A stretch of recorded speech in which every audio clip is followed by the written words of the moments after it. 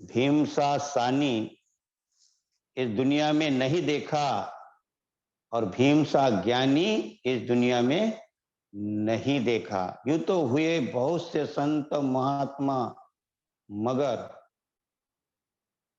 भीमसा दानी इस दुनिया में नहीं देखा। तो दान पारमिता प्रमाण है तेरा और धर्म दीक्षा कार्य महान है तेरा। बाबा के शान में कि दान पारमिता प्रमाण है तेरा और धम्म दीक्षा ये कार्य महान है तेरा।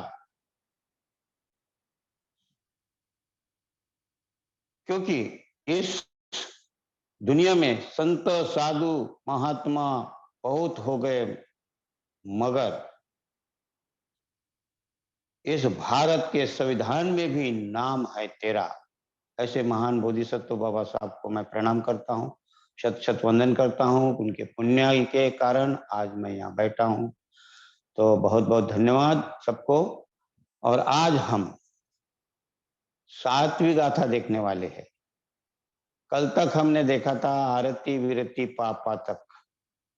आज हम देखेंगे गार वोच निवातोच संतुठीच कतयुता कालेन धम्म सवनं एतं मंगलम उत्तमं। अर्थात इसमें 5 बातें बताइए, सबसे ज्यादा बातें इसमें बताइए। गारवोच अर्थात गौरव करना। दूसरा कहा है कि निवातोच नम्रता, विनम्र होना, नम्रता। और तीसरी बात कहा है गारवोच निवातोच संतुष्ट रहना, संतुष्टिच समाधानी रहना। और चौथी बात कही है संतुष्टिच कतयुता कृतज्ञ, कृतज्ञता, कृतज्ञता अर्थात किसी ने हमारे ऊपर कोई कार्य किया मान लिया अपना, तो उसका हमें सम्मान करना, उनका हमें पुण्यानुमोदन करना कि उन्होंने हमें मदद की है, ऐसा कृतज्ञता होना। जैसे माँ बाप के कारण हम यहाँ एहसान है उनका, लेकिन हम भूल जाते इस प्रकार। और 5वीं बात का है कि काले न धम्म सवनम। महत्वपूर्ण बात है ये जो चारों बातें जो बताई है, ये चारों बातें 5वें बात पर आधारित है। 5वीं बात अर्थात क्या कहते हैं, काले न धम्म सवनम, अर्थात उचित समय पर, उचित समय पर धम्म श्रवण करना, और ये श्रेष्ठ मंगल है। तो उचित समय, जो आपको समय उचित होता है उस समय धम्म का श्रवण करना चाहिए। तो उचित समय कब कब रहता है हफ्ते के? अगर आप नींद में रहे तो आप धम्म श्रवण कर सकते हैं।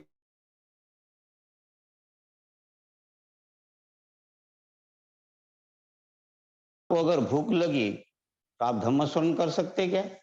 नहीं कर सकते। तो धम्म श्रवण करना बहुत ही महत्वपूर्ण है। ऐसा कहते कि बुद्ध एक समय कहीं प्रवचन के लिए गए हैं और वहां प्रवचन शुरू होने वाला था, लेकिन बुद्ध बैठे हैं, प्रवचन ही नहीं दे रहे। सब लोग आ गए लेकिन प्रवचन को शुरुआत ही नहीं कर रहे। तो लोगों के तो बात में, अरे भगवान क्यों नहीं बोल रहे? भिक्षु संघ वहां था मौजूद, वो भी कह रहे बुद्ध प्रवचन को शुरू क्यों नहीं कर रहे, शुरू क्यों नहीं कर रहे? और बुद्ध आकर बैठ गए, सबको देख रहे। अब बुद्ध को हम तो नहीं जान सकते, लेकिन बुद्ध सबको जानते हैं, यही हमें पता नहीं। और हमें लगता है कि बुद्ध क्यों नहीं बोल रहे। ऐसा होता है कभी कभी। कभी कभी हम लोग कहीं प्रवचन में जाते हैं, कहीं भी, या आप कहीं भी प्रवचन का आयोजन करते हैं, आप कोई भी, जैसे यहाँ दिल्ली में भी होता है ना। तो प्रवचन के लिए कोई खास व्यक्ति अगर आने का रहा तो हम उनका इंतजार करते हैं। वो आने के बाद 5 मिनट रुको, 5 मिनट रुको, अमुक अमुक आ रहा, अमुक अमुक आ रहा। और हम लोग रुकते हैं ना उनके लिए, क्योंकि क्या है, कभी कभी लगता है कि नहीं वो आदमी आना चाहिए, तो उसके लिए हम रुकते हैं। अब बाकी लोगों को क्या लगता है, ये चालू क्यों नहीं कर, अरे चालू करो, जल्दी हो, जल्दी कर, चालू करो, जल्दी करो, देर हो गई, समय निकल गया, देरी करो, हमें लगता है। लेकिन उस संचालक महोदय की बड़ी क्या कहते हैं उस समय फजीती होती है।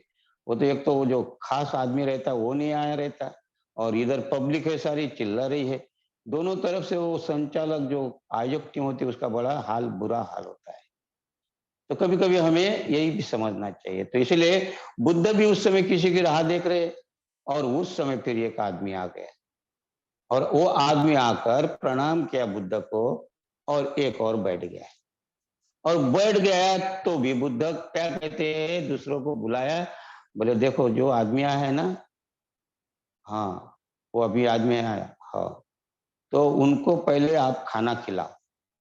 वो खाना खिलाओ उसको, उसके बाद में खाना खाने के बाद में वो यहाँ बैठेगा और फिर वो हम अपना प्रवचन शुरू करेंगे।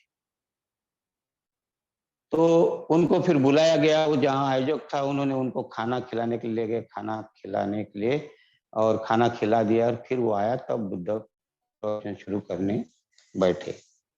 तो वहाँ के जो भिक्षु लोग थे, भगवान को पूछने लगे कि भगवान आज तक तो आपने ऐसा नहीं किया है।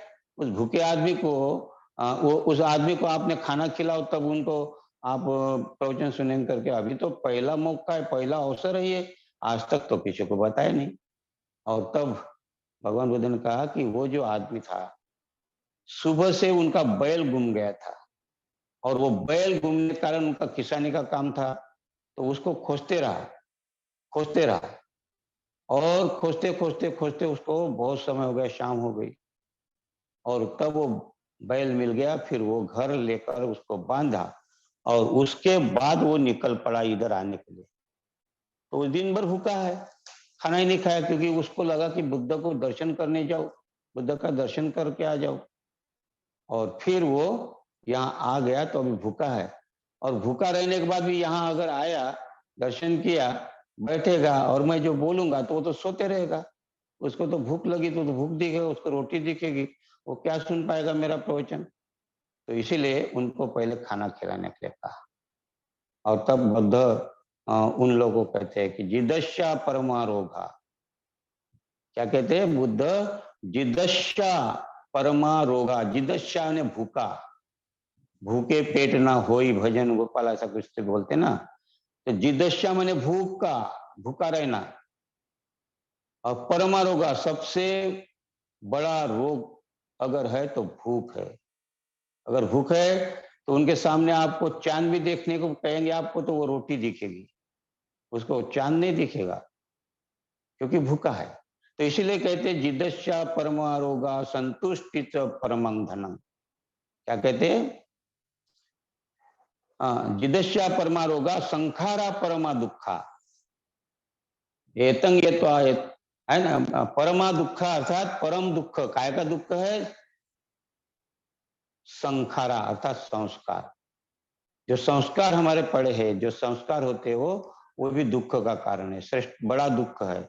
और जिदश्या परमारोगा अर्थात भूख, परम भूख है, ये परम रोग माने बड़ा रोग है। तो इसीलिए हमें यहाँ कहते धम्म सवनंग। क्या कहते? काले न धम्म सवंग। अगर उसे भूखे पेट में अगर आप उनको बताते रहेंगे धम्म, तो वो तो ऊपर से जाएगा ना। तो हमें भी ध्यान रखना है। बुद्ध यहाँ कहते हैं कि हमें उचित समय पर, जिस समय समय सही है उस समय लोगों को बताना है। कहीं भी अगर आप बताते रहे तो वो धम्म उसके अंदर नहीं जाएगा। चुप जाते हैं बहुत सारे लोग उचित समय को। एक ऐसा कहते हैं कि बुद्धत्व को प्राप्त होने के बाद वो वहां 7 सप्ताह आनंद लेने के बाद उस बुद्धत्व का वो सारनाथ की ओर चल पड़े। और सारनाथ की ओर चढ़ पड़े तो उसको रास्ते में एक सन्यासी मिला और वो सन्यासी एक मक्खली गोसाल दार्शनिक था बहुत बड़ा, उसका वो शिष्य था। और मक्खली गोसाल ये उस समय का ये नियतिवादी था, अर्थात आत्मवादी था, जड़वादी था, जिसको हम शाश्वतवाद कहते हैं, है ना, नियतिवाद को। तो उसका वो शिष्य था और वो रास्ते में जा रहा तो बुद्ध को देखा तो बुद्ध का स्वरूप देखकर बहुत ही प्रभावित हुआ। बहुत ही सुंदर बुद्ध जा रहे हैं, स्वर्ण कांति, शरीर एकदम स्वर्ण अर्थात सोने की तरह चमक रहा था, चेहरे में मुस्कुराहट थी, चाल हाथी के समान थी। बहुत ही सुंदर उनको भा गया और उनको लगा कि वाह, ऐसा व्यक्तिमत्व, ऐसा पुरुष मैंने आज तक देखा नहीं। जरूर ये कोई ना कोई भगवान होगा, ईश्वर होगा। उनकी कल्पना जिस प्रकार आत्मवादी की कल्पना क्या होगी, इस प्रकार के वो उसको मन में सोचा और बुद्ध के पास जाकर कहते हैं कि आप उन्होंने पूछा, क्या कहते हैं, आप ईश्वर हो? तो बुद्ध कहते नहीं, मैं ईश्वर नहीं हूं, बुद्ध हूं। फिर कहता है कि आप, वो नहीं सुन रहा, वो सुन क्या रहा, क्या उन्होंने उत्तर दिया कि मैं ईश्वर नहीं हूं, बुद्ध हूं। तो फिर पूछता है और कि आप देवता हो? बोलते नहीं, मैं देवता भी नहीं हूं, बुद्ध हूं। और फिर आप गंधर्व हो? तो कहते नहीं, मैं गंधर्व नहीं हूं, मैं बुद्ध हूं। और ये बुद्ध हूं सुन ही नहीं रहा हो। अब ऐसी दशा हमारी भी होती है ना, कभी कभी हम भी धम्म श्रवण करने के लिए, अगर हम धम्म श्रवण करने के लिए बैठते हैं तो हम भी दशा में ऐसे रहते कि हम पूरी तरह सुनते नहीं, और फिर कुछ बातें हमें समझ में नहीं आती, और फिर नहीं समझ आ, दूसरे दिन किसी ने पूछा तो भाई मेरे को तो मालूम नहीं है क्या कहा, फिर उसका अर्थ क्या है ये भी नहीं मालूम रहता है। तो ऐसी हमारी भी दशा होती है। तो इसीलिए यहाँ भी उसने कभी सुना ही नहीं कि बुद्ध क्या है, आज तक सुना नहीं होगा उसने। और तभी तो वो बुद्ध बुद्ध है करके कह रहे तो भी सुन नहीं रहा, और वो अपना लगा रहा कि तुम ईश्वर हो, ईश्वर नहीं है। फिर तुम गंधर्व हो, तुम देवता हो। ऐसा ही वो समय उनको ये नहीं समझा कि बुद्ध हूं कह रहे, ये शब्द सुन ही नहीं रहा, सुना भी तो वो अनजाने, अनदेखा कर रहा, अनसुना कर रहा उस शब्द को। मैं बुद्ध हूं कह रहे बुद्ध, लेकिन वो अनसुना कर रहा कि मैं जो चाहता हूं कि वो है क्या आप। हम भी तो ऐसे ही करते हैं, हमें जो पसंद आता वही बातें वही करते हैं हम, और जो नहीं है उसके ऊपर अनदेखा करते हैं, और जो अनदेखा करते वही महत्वपूर्ण होती बातें। और इसीलिए बुद्ध को उनको बोलना पड़ा। क्या कहते बुद्ध? फिर बुद्ध कहते उपक को, सब्बाभिभू सब्ब विदु हमस्मि। क्या कहते? सब्बा भीबू सब्ब विदु हमस्मि। अर्थात क्या होता है? सब्बाभिभू, अभिभू माने मैं जानता हूं, पूरी तरह जानता हूं, देखता हूं। मैं सर्वज्ञ हूं, सर्वज्ञानी हूं, सबका जानकार हूं, सब विदु, अर्थात मैं विदु का अर्थ जानकार, ज्ञान। तो मैं सर्वज्ञानी हूं और मैं सबको जानता हूं। सब भी इस संसार में जितने भी कुछ भी होता है उसको मैं जानता हूं। और फिर कहते सभ्येषु धम्मेषु अनुपलितो, अनुपलितो अलिप्त हूं मैं सभी विकारों से, सभी अकुशल, जितने भी अकुशल विचार है जिसको हम कहते हैं राग द्वेष मोह मान शंका दृष्टि, है ना, मात्सर्य मूर्छा माया शाट्य मद, ये जो कहते हैं सत्या दृष्टि मिथ्या दृष्टि अंतर्गुरु दृष्टि दृष्टि परामर्श सिलवत परामर्श, है ना, उपनाह प्रदास क्रोध ईर्ष्या विहिंसा, हाँ, ईर्ष्या मत्सर जलन गुस्सा द्वेष अहंकार स्पर्धा छल कपट, ये जितने भी विकार है, ये विकारों से मैं लिप्त अलिप्त हो गया हूं। सभ्येषु धम्मेषु अनुपलितो, अनुपलित अर्थात अलिप्त हूं, अर्थात उसका मुझके कोई लवलेश नहीं है। विकारों से मैं क्या हो गया हूं? अलिप्त हो गया हूं, नष्ट कर दिया हूं। ऐसा मैं सर्वज्ञानी हूं, सर्व जानकार हूं इस सारे संसार का।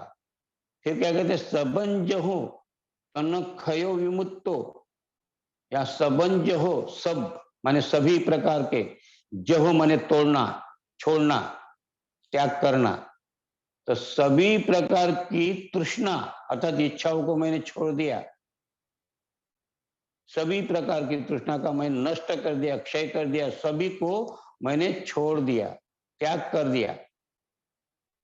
और क्या कहते विमुक्तो, अर्थात सबंज हो तनखयो विमुक्तो, सभी प्रकार की तृष्णा, भव तृष्णा काम तृष्णा विभय तृष्णा, अनेक प्रकार के विकार अनेक प्रकार के अकुशल सबको मैंने क्या किया, त्याग दिया हूं, छोड़ दिया हूं उसको, और सभी प्रकार की इस विकारों से अकुशल, सभी प्रकार के अकुशलता से और तृष्णा से मैं मुक्त हो गया हूं, विमुक्त हो गया, विमुक्त माने विमुक्त हो गया हूं, मुक्त हो गया हूं, अर्थात सभी प्रकार के दुख से मुक्त हो गया हूं। सबंजयो तनखयो विमुक्तो स्वयं अभियाय कमुद्दिश्यम। कमुद्दिश्यम माने अब मैं किसके ऊपर निर्देश करूं कि ये मेरा गुरु है? तो मेरा कोई गुरु नहीं है, मैं स्वयं बुद्ध हूं। मेरा कोई क्या होता, स्वयं अभियाय, मैं स्वयं बुद्ध हूं, स्वयं जानकार हूं, मेरा कोई गुरु नहीं। मैं किसके तरफ उंगली निर्देश करूं कि ये मेरा गुरु है? क्योंकि मेरा कोई भी गुरु नहीं है, मैं स्वयं बुद्ध हूं। और उनको इतना सारा समझाने के बाद एक एक शब्द बताया, मैं सभी प्रकार के विकारों से मुक्त हूं, सभी का जानकार हूं। हाँ, इतना बताने के बाद भी क्या कहते कि मैं बुद्ध हूं, ये बताने के बाद भी उस रूपक ने अपना ऐसा उंगली से बाल खुजाए और कहता होंगे बुद्ध, और निकल चल पड़ा। तो क्या हो गया, चुप गया। अगर उसने धम्म श्रवण, अगर उससे बहुत से अगर अगर हृदय का कान करके सुनता, मस्तिष्क तक वो बात जाती, तो फिर पूछते कि हाँ भगवान आप सही में बुद्ध है तो और बताइए, और पूछता तो वो पहला उपासक बुद्ध का या भिक्षु हो जाता, वो प्रवजित अगर हो जाता तो। लेकिन वो चुप गया।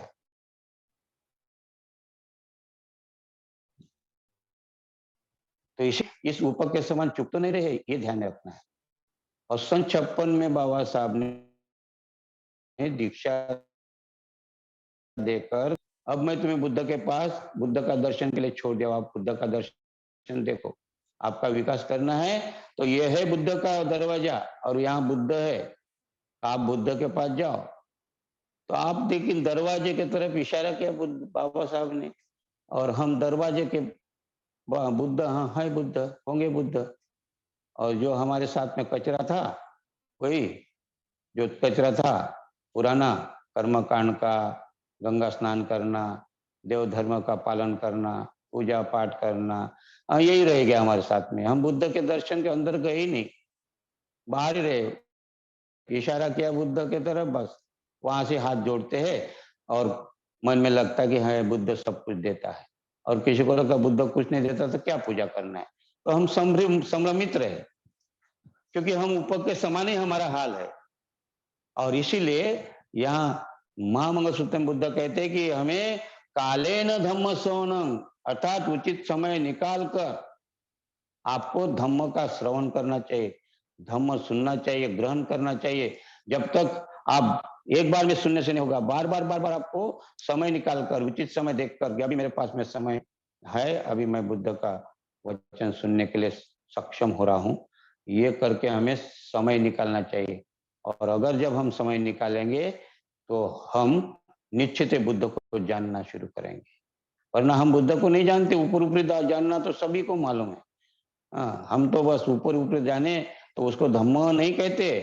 तो इसीलिए बुद्ध ने इशारा किया कि आप धम्म श्रवण करो, और जब आप धम्म श्रवण करेंगे, धम्म अंदर ग्रहण करेंगे, तब आपको ये जो चार बातें ऊपर की है, कौन सी बात, गौरवित होना, गौरव करना, नम्र होना, विनम्रता निर्माण करना, नम्रता जिसको कहते, और संतुष्ट होना, समाधानी होना, और कृतज्ञ होना। अर्थात हम जिसने हमारे ऊपर उपकार किए उसका हमें एहसान होना चाहिए कि उन्होंने मुझके ऊपर उपकार किए। तो ये चार बातें धम्म के ऊपर आधारित है। धम्म नहीं, इसलिए हम इसके पीछे, ये जो हम जो चार बातें हमारे से छूट जाती है, तो महत्वपूर्ण कड़ी है इसकी धम्म श्रवण करना। और बुद्ध कहते हैं, मैं नहीं कहता हूँ, बुद्ध ने महामंगल सूत्र, महामंगल का है, सबसे श्रेष्ठ मंगल का है। अगर आपको धम्म का श्रवण करने की आदत पड़ी तो आप, तो ये धम्म कहां से मिलेगा? ये धम्म मिलेगा धम्म वर्गों में। जैसे कि आप बैठे, ये धम्म ध्यान संध्या में, धम्म चर्चा में, धम्म शिविरों में, ये धम्म आपको वहां मिलेगा, धम्म और कहीं बाहर नहीं मिलेगा आपको। क्योंकि अकुशल सीखने के लिए कोई उसकी पाठशाला नहीं है। हमें गलत गलत जो है शिक्षा के लिए कोई पाठशाला नहीं खुली है, लेकिन अच्छाई सिखाने के लिए पाठशाला है, धम्म वर्ग है, धम्म शिविर है। यहाँ आदमी यहाँ बनता है, या कारखाना है, मनुष्य बनाने का कारखाना है ये। रात को कह रहे थे ना, तो ये कारखाना है धम्म वर्ग, ये मनुष्य बनाने का, बुद्धत्व की तरफ ले जाने का कारखाना है। इसीलिए हमें धम्म श्रवण करना चाहिए। और बहुत महत्वपूर्ण बात है कि काले न धम्म श्रवणम, काले न धम्म श्रवणम। तो काले न धम्म श्रवणम अर्थात हमें धम्म श्रवण करना चाहिए। तो कहाँ मिलता है धम्म? गौरव करना, तो फिर आप गौरवान्वित होते। तो गौरव करना मतलब कौन गौरव करेगा? तो साहजिक है, धम्म श्रवण करने वाला ही गौरव कर सकता है, नहीं तो वो गौरव नहीं करेगा ना। तो गौरव किसका करना चाहिए हमें? कि जो जिसने अच्छा जो मार्ग तरफ ले जा रहा उसका गौरव करना चाहिए। जैसे उदाहरण के लिए अभी अभी अभी दिल्ली के आसपास के, दिल्ली में समझिए कि लोगों ने, हजारों लोगों की दीक्षा हुई, बौद्ध बने, एक धर्म छोड़कर दूसरे धर्मों में आ गए, अर्थात बुद्धिस्ट बने। तो उनका जो दीक्षा लिए वो तो पुण्यानुमोदन के पात्र है, उन्होंने मन बनाया, बहुत ही अच्छा उन्होंने त्याग किया, हाँ, और वो धम्म के तरफ आए। लेकिन उससे भी ज्यादा पुण्यानुमोदन करना चाहिए, गौरव करना चाहिए इसको जिसने प्रेरित किया, जिन्होंने आयोजन किया, जो आयोजक है।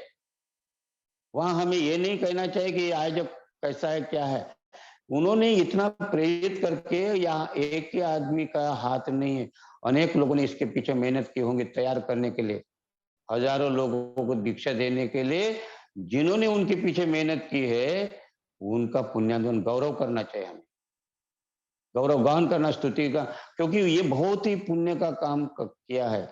अरे हम एक आदमी को परिवर्तित नहीं कर सकते, एक आदमी को, बहुत कठिनाई होती है एक आदमी को धम्म के साथ जोड़ना, बहुत कठिन काम है, ऐसा मत सोचिए, सहज नहीं होता है। और उन्होंने इतना सारा अच्छा काम किया है, तो हजारों लोगों का क्या है, दुख की तरफ है, दुख में जो है वो दुख के मुक्ति के तरफ जाने वाले मार्ग को उसने वो इस तरफ लाए है, बुद्ध के तरफ लाए है। और ये कितनी बड़ी बात है। तो ये गौरव करना इसको कहते हैं। तो जो जो भी ये कार्य करते हैं उनका हमें गौरव करना चाहिए। जो भी धम्म वर्ग का आयोजन करता है, धम्म शिविरों का आयोजन करता है, हाँ, धम्म चर्चा का आयोजन करता है, उनका हमें गौरव करना चाहिए। लगातार अभी ये जो बोधि प्रकाश और वो धम्मचारी जी, हमारे प्रज्ञा रश्मि जी और अन्य धम्मचारीगण और क्या कहते धम्म मित्र भी, जो ये लगातार इस कार्यक्रम को चला रहे हैं, 2.5 वर्ष, मतलब तीसरा वर्ष जारी है, तो इनका हमें पुण्यदान, इनका गौरवगान करना चाहिए। मामूली बात नहीं है, कितनी कठिनाई आती होगी, कितनी कठिन कठिनाई का सामना करना पड़ता है, हाँ, कितने लोगों की बातें सुननी पड़ती है, और ये समय निकाल कर ये जारी रखना, अर्थात लोगों का मन परिवर्तन करने के लिए कितना बड़ा अच्छा ये माध्यम है। तो इनका गौरव करना ये मामूली बात नहीं है। हम लोग जो जुड़े हैं यहाँ, मैं भी जो जुड़ा हूँ, बात कर रहा हूँ, उनकी मेहरबानी से, उन्होंने ये परिश्रम लिया इसके लिए, हाँ। और जहाँ के पूरे भारत के लोग जो एक साथ बैठ नहीं सकते, अगर मैं रायपुर में हूँ तो दिल्ली में बार बार नहीं जा सकता, आप बॉम्बे में हो, मुंबई में हो, तो आप बार बार ना दिल्ली जा सकते, ना दिल्ली वाले बॉम्बे जा सकते। कोई भी किधर, गुजरात का हो, महाराष्ट्र का हो, आंध्र प्रदेश का हो, आंध्र प्रदेश के हमारे धम्मचारी जी वो जुड़ते हैं, है ना, मुंबई के जुड़ते हैं, सारे जिधर के यहाँ यूपी यूपी से लेकर सब तरफ के लोग जुड़ते हैं। तो ये कितना कितना महत्वपूर्ण काम है। तो हम गौरवगान करना, हम गौरवगान करते क्यों करते कि हम धम्म श्रवण कर रहे इसलिए। नहीं तो बहुत सारे लोग कहते होंगे बाहर के, अरे इन लोगों को क्या काम है, धम्म धम्म धम धम धम, है ना, और क्या चला रहे, उनको पैसा मिलता होगा, उनको कुछ होता होगा, ऐसी बात करके हमारी तोहिन भी करते होंगे बहुत सारे लोग इन लोगों की। लेकिन सही काम क्या है कि हमें गौरव करना कब सीखते हैं हम, कि जब हम धम्म सुनते हैं, धम्म का अध्ययन करना सीखते हैं, धम्म हमारे अंदर जाता है, तब हम पुण्यनवन करते, तब हम गौरव करते। तो बुद्ध कहते हैं कि हमें गौरव करना चाहिए, और गौरव के बाद में कहते हैं हमें नम्र विनम्र भी होना चाहिए। और विनम्र का क्या होता है अर्थ, कि उसको कहते हैं अहंकार। ये अहंकार हमें नम्र नहीं होने देता, अहंकार हमें रोकता है, अहंकार का विरुद्ध। और वही भी धम्म श्रवण करेंगे तो नम्रता निर्माण होती है। नम्रता बहुत बड़ा है, जो पेड़ के जो फल जैसे झुक जाते, फल जब लगते पेड़ को तो पेड़ झुक जाता है कहते, ये वहां झुकने से शब्द आया है, झुकना। अहंकार नष्ट हो जाता, इतना फल से फलने वाला वृक्ष भी झुक जाता है। इसी प्रकार आदमी ने जब धम्म श्रवण करता है तो उसमें वो धम्म सीखकर, धम्म सुनकर वो झुकना शुरू करता है। झुकने की कला सही बुद्ध वंदन में है, होता है। झुकने की कला सही सही में, झुकने की कला सही में बुद्ध वंदन में होता है। जैसे सुगंध में सुगंध असली चंदन में होता है। ज्ञानी ध्यानी तत्व ज्ञानी तो बहुत से देखे हैं हमने नागरतन। ज्ञानी ध्यानी तत्व ध्यानी तो हमने बहुत से देखे नागरतन, मगर असली आनंद में आनंद आदर सत्कार और दूसरों के अभिनंदन में होता है। तो हमें दूसरों का अभिनंदन करना चाहिए, नम्रता पूर्वक नम्र होना चाहिए, झुकना चाहिए। बुद्ध के पास अगर आप झुकते तो आपका अहंकार क्या होता है, क्या होता है, नष्ट होना शुरू हो जाता है। लेकिन बुद्ध के पास भी झुकने के लिए हम इधर उधर देखते, कोई देख तो नहीं रहा, देखा होगा तो ऐसा ऐसा करते हैं, बस कहीं बैठ जाते। लेकिन जो जितना बुद्ध को जानता है वो उतना प्रणाम करता है, आराम से बैठता है, त्रिवार पंचांग प्रणाम करता है, परिदक्षिणा करता है, परिक्रमा करता है कि बुद्ध मैं जितना भी कर रहा हूँ ये कम है, क्योंकि वो झुकना सीख जाता है। झुकने की कला हमें निर्माण होती है। तो झुकना कहा, तो हमें जो भी हमें ज्ञान देता है, ध्यान जो भी ज्ञान की बातें करता है, विद्वान है, तो उनके सामने अहंकार रहता है तो झुकता नहीं है। आज जो हम कलेक्टर कमिश्नर डॉक्टर इंजीनियर देखते हैं ना, हाँ उनके पास जाते तो अरे ये छोटे लोग हैं, क्या करेंगे उनके पास जाकर, हमारे बराबरी के तो नहीं। तो लोग बुद्ध के तरफ नहीं आते, वो आदमी को देखते कि ये छोटा आदमी प्रचार कर रहा है, क्योंकि अहंकार है। अब उनको अगर बोले कलेक्टर साहब आइए आप थोड़ा सा भाषण देंगे, हाँ हाँ बिल्कुल आऊंगा, बिल्कुल आ जाएगा, वो भाषण देने के लिए आ जाएगा। वो कहता कि मेरे सामने लोग झुकना चाहिए, मैं कलेक्टर बना। और उस कलेक्टर को पंचशील भी क्या है याद नहीं रहता। पंचशील का जो ध्वज है ना, वो कैसा बना ये भी मालूम नहीं होगा। लेकिन नम्रता नहीं है, क्योंकि धम्म नहीं सुना कभी। और जिस दिन वो धम्म सुनेगा तो कलेक्टर हो कमिश्नर हो डॉक्टर हो, वो जरूर, वो आदमी नहीं देखेगा कि छोटा है कि बड़ा है, वहां जाएगा। सम्राट अशोक का तो उदाहरण आपके सामने है। सम्राट अशोक के सामने कोई भी जाता था झुक जाता था। तो इसलिए असली अभिनंदन में है, नम्रता में है। झुकने का आनंद अगर देखेंगे तो कहाँ है, उसमें। और फिर संतुष्टि का जीवन, शांति संतुष्टि का पालन करके, हम शांति और संतुष्टि का पालन करके कहते हैं ना, तो संतुष्ट होना, हमारे जीवन में समाधान होना चाहिए। और समाधान भी कैसा होगा, तो उसके पीछे तृष्णा है। हम तृष्णा के क्या कहते हैं, तन्हाए जायते सो को तन्हाए जायते भयं। बुद्ध ने कई बार बताया लोगों को, क्या कहते हैं, तन्हाए जायते, क्या कहते तन्हाए जायते, अर्थात तन्ना माने तन्ना, जायते माने कारण, तृष्णा के कारण, इच्छा के कारण पश्चाताप शोक निर्माण होता है, और तृष्णा के कारण भय निर्माण होता है। तन्नाय जायते शोको तन्नाय जायते भयं, तन्नाय विपमुक्त नत्ति शोको कुतो भयं, नत्ति शोको कुतो भयं। अर्थात अगर आप तृष्णा को पकड़ लिए और तृष्णा को मतलब वासना को पकड़ लिए कि तू मेरे को बर्बाद कर रहा है ना, ये वासना तू मुझे बर्बाद कर रही है, तो ठीक है, आज से मैं तेरे को छोड़ देता हूँ। उसको पहचान लिया आपने, और पहचानने के बाद में फिर उसको आप दूर हो जाते हैं। तो इसलिए कहते हैं तृष्णा के कारण ही आदमी को शोक निर्माण होता है, पश्चाताप निर्माण होता है, और तृष्णा के कारण डर निर्माण होता है, भय निर्माण होता है। अगर तृष्णा को अगर पहचान कर तृष्णा को अगर हम पकड़ लिए तो तृष्णा से आप विमुक्त होते हैं। और जब तृष्णा से अगर आप विमुक्त हो गए तो कहाँ का भय न कहाँ का शोक, दोनों मुक्त हो। क्या कहते हैं, कुतो कुतो शोको कुतो भय, अर्थात कहाँ का शोक न कहाँ का भय। अगर आप निर्माण अगर आप मुक्त हो गए तृष्णा से तो इसलिए बुद्ध बार बार कहते थे तन्नाय जायते शोको तन्नाय जायते भयं तन्नाय विपमुत्त सनत्ति शोको कुतो भयं। तो इसीलिए ये संतुष्टि जो होती है ना, हमें संतुष्ट में नहीं होते हम तन्ना, अर्थात हम हमेशा वासनाओं में इच्छाओं में हम पड़े रहते हैं। और इसीलिए हमें बुद्ध यहाँ से सावधान करते कि तृष्णा के पीछे मत पड़ो, है ना। मैं भी तृष्णा के पीछे था। अनेक जाति संसारं संधि विसंग अनिविसंग गकारकं गवे संतो दुख जाति पुनः पुनः गकारकं दिठोसी पुनः गेंग न कासी सब बाते फासु का भग्गा सब बाते फासु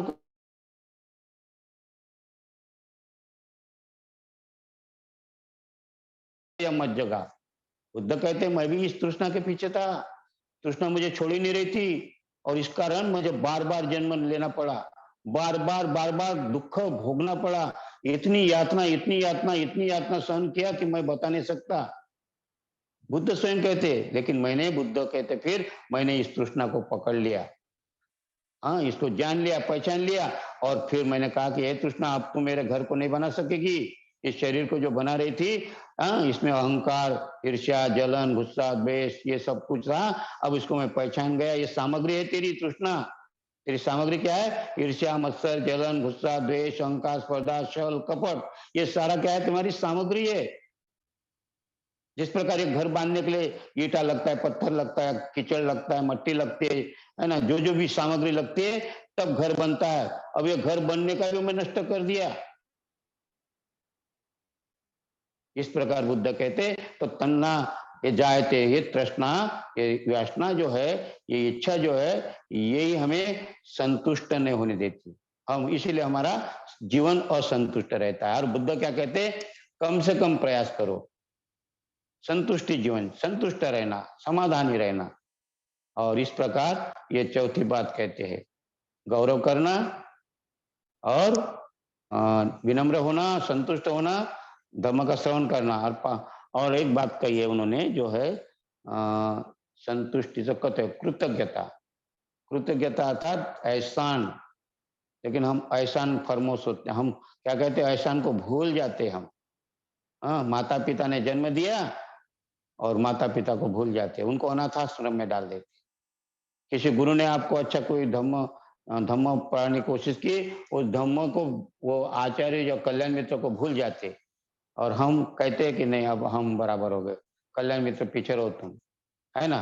तो हम एहसान को भूल जाते, इसको कहते बुद्ध नहीं भूलना चाहिए। अगर किसी ने आपको रास्ता दिखाया, अभी जो दिल्ली केंद्र जो काम कर रहा है, इनको हमको भूलना नहीं चाहिए। इनके कारण हमें कम से कम कुछ तो समझ नहीं आ रहा, धम्म समझ में आ रहा, नहीं तो हम तो ऐसे इधर बहुत सारे भूल रहे थे। तो इसीलिए हमें आज जो दिशा मिल रही है, तो अनेक ये अपना दिल्ली के ही नहीं, अनेक उस समय लॉकडाउन में जितना कार्य हम दिल्ली नहीं क्या, ये जो भारत भर में हमने लॉकडाउन के समय कोरोना के समय में हमारा समय जो इसमें हमने दिया, हमारा समय सुनने के लिए ऑनलाइन में, तो हमारा बहुत फायदा हुआ कोरोना के कारण।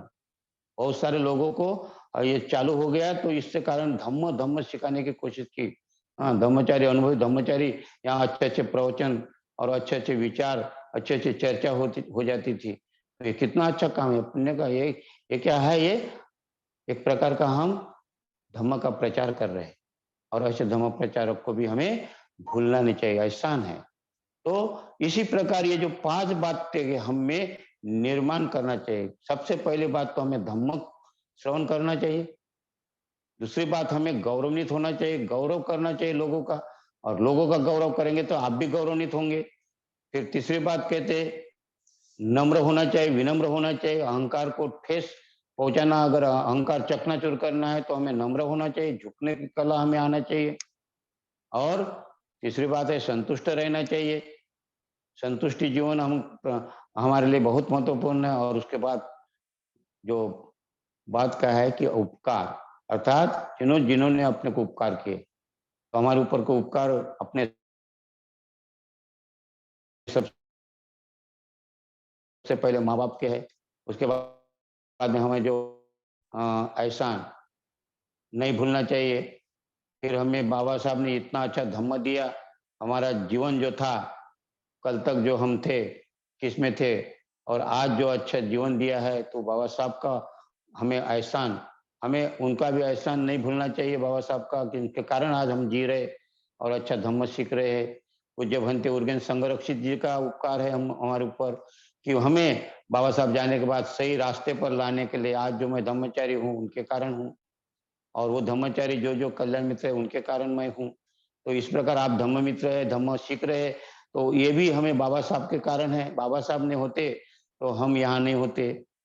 तो इस प्रकार ये कड़ी चलते चलते जितने बोधिसत्व बीच में हुए, जिस कंडीशन परिस्थिति में उन्होंने कार्य किया है, उनको भी नहीं भूलना चाहिए कि उनके कारण ये कड़ी चलते आई, संकल्प चलते आई, एक के बाद एक, एक के बाद एक। फिर उसमें संत कबीर हो, या और भी संत गुरु घासीदास बाबा हो, या संत रैदास हो, या इधर संत तुकाराम महाराज हो, संत गाड़गे महाराज हो, इनका भी योगदान रहा है अपने अपने जगह समय में। और ये सही उधर जाते बोधिसत्व नागार्जुन हो, वसुबंधु हो, असंग हो, आर्य आर्यदेव हो, हाँ, चंदन चंद्र कीर्ति हो, चंद्रवीर्य हो, इस प्रकार का इनका भी अपने परिस्थिति के अनुसार उन्होंने कार्य किया, उनका भी हमें एहसान नहीं भूलना चाहिए। और सबसे पहले ये सभी जितने भी तैयार हो गए, वो है बुद्ध, सम्यक संबुद्ध के कारण ये सब परंपरा चली आ रही है, सभी ये संकल्प बनी है। तो सबसे अगर देखें तो बुद्ध, उनका एहसान हमें नहीं भूलना चाहिए, क्योंकि शिष्य परंपरा बुद्ध से चली आ रही। जितने भी बुद्ध के बाद जो भी शिष्य हो गए, शिष्य के शिष्य, शिष्य के शिष्य, बोधिसत्व से बोधिसत्व, इस प्रकार ये जो आज तक हमारे पास में है, तो ये है, क्या कहते हैं इसको, उपकार कहते हैं इसको, एहसान, इनका कभी नहीं भूलना चाहिए। और ये गाथा कहती है यहाँ महामंगल सूत्र में। तो हमें ये जो 5 बातें हैं ये ध्यान में रखनी चाहिए। तो हमें धम्म श्रवण करना चाहिए, हमें गौरवान्वित होना चाहिए, हमें संतुष्ट होना चाहिए, हमें कृतज्ञ होना चाहिए। तो इस प्रकार मैंने अपने सामने रखने की कोशिश की महामंगल सूत्र की 7वीं गाथा। आपने सुना, आपके अंतर्मन को प्रणाम करता हूँ और यहाँ ही रुकता हूँ।